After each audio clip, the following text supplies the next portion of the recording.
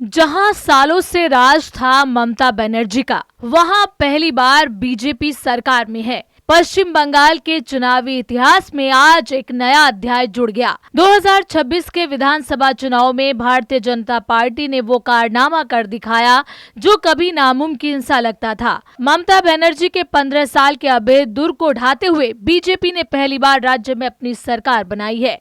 Ground पर जो दिख रहा था, नतीजे उससे अलग निकले। गांव और छोटे शहरों में एक साइलेंट वोट बीजेपी के पक्ष में गया, जो खुलकर सामने नहीं आया लेकिन ईवीएम में दिख गया। यहां इस ऐतिहासिक जीत की इनसाइड स्टोरी और उनके कारणों का विश्लेषण करते हैं जिन्होंने बंगाल की सत्ता का रुख मोड़ दिया। सबसे पहला रहा चुनावी गणित की सर्जिकल स्ट्राइक। बीजेपी ने इस बार केवल रैलियों पर नहीं बल्कि गहरे चुनावी गणित पर काम किया, जिसमें वोटर लिस्ट का शुद्धिकरण यानी एसआईआर, चुनाव से पहले स्पेशल इंटेंसिव रिवीजन के तहत करीब 90 लाख संदिग्ध नामों को मतदाता सूची से हटाया गया।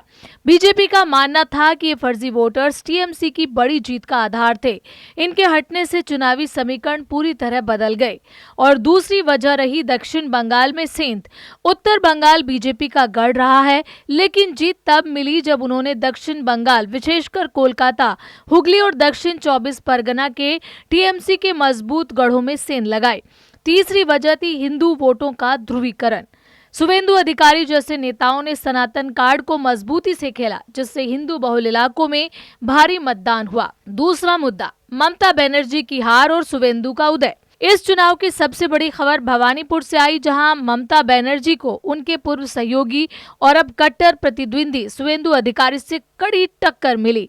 ये कहीं ना कहीं प्रतिष्ठा की लड़ाई बन गया। शुवेंदु ने न केवल अपने ही क्षेत्र को संभाला बल्कि पूरे बंगाल में बीजेपी का चेहरा बनकर उभरे। इसके अलावा एंटी इनकम्बेंसी यानी सत्ता विरोधी लहर। 15 साल के शासन के बाद भ्रष्टाचार के आरोपों जैसे शिक्षक भर्ती घोटाला और राशन घोटाला ने टीएमसी की छवि को नुकसान पहुंचाया, जिसका सीधा फायदा बीजेपी को मिला। जीत के मुख्य कारण यानी इनसाइड फैक्टर्स की बात करें तो बीजेपी की इस जीत के पीछे कुछ ठोस रणनीतियां रही, जैसे केंद्रीय योजनाओं का प्रचार। मोदी सरकार की योजनाएं जैसे आवास योजना, नल से जल को सीधे जनता तक पहुंचाया गया। बीजेपी ने न सिर्फ धर्म की राजनीति की बल्कि डबल इंजन सरकार, गरीब योजनाएं और केंद्रीय स्कीम्स को बड़ा मुद्दा बनाया गया, जिससे नए वोटर को जोड़ा गया। भ्रष्टाचार बनाम विकास। बीजेपी ने टीएमसी के भ्रष्टाचार के खिलाफ क्लीन गवर्नेंस का नैरेटिव सेट किया। लंबे समय से सत्ता में रहने का असर भी दिखा। स्थानीय स्तर पर भ्रष्टाचार, कट मनी और हिंसा के आरोपों ने टीएमसी के खिलाफ माहौल बनाया। लाभार्थी योजनाएं, रोजगार के वादों ने महिलाओं और पहली बार वोट डालने वाले युवाओं को बीजेपी की तरफ खींचा। मजबूत बूथ मैनेजमेंट। बीजेपी ने आरएसएस के साथ मिलकर पन्ना प्रमुखों के जरिए हर बूथ पर अपनी पकड़ मजबूत की। बीजेपी ने बूथ लेवल तक जबरदस्त तैयारी की। आरएसएस और कैडर नेटवर्क ने गांव-गांव पहुंचकर वोटिंग मैनेज की। मुस्लिम वोटरों का बिखराव, ये भी एक अहम वजह रहा।